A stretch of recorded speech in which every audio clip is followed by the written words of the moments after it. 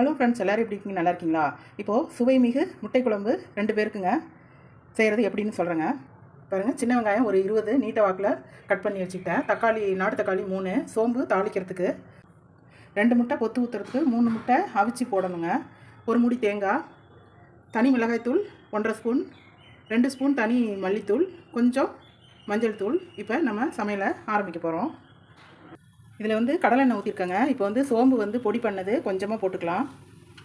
கடுகு போட வேணாங்க, அது ஒரு மாதிரி வாயில் வந்துகிட்டே இருக்கும். இந்த சோம்பு செவந்து வந்தோடனே சின்ன வெங்காயம் போட்டுக்கலாம்.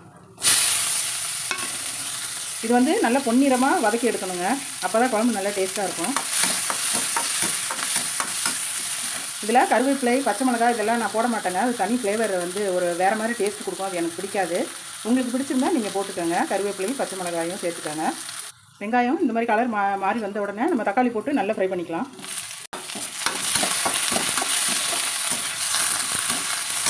இப்போ இதோட நம்ம குழம்பு தூளை போட்டுக்கலாம்.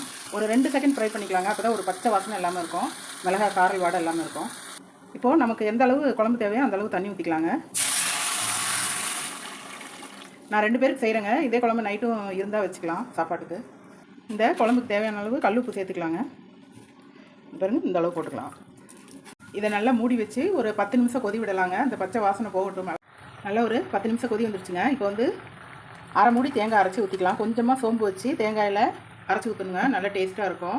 இது வந்து தேங்காய் ஊற்றி ஒரு 7 நிமிஷம் கொதி வரணுங்க.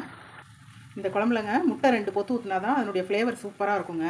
பாருங்கள், முட்டையை இந்த முனையில் உடச்சிட்டு நம்ம வந்து இப்படி ஊற்றணும். இப்படி ஊற்றிட்டு தனித்தனியாக ஊற்றிட்டு அவிச்ச முட்டையை இந்த பக்கம் போட்டுறணுங்க.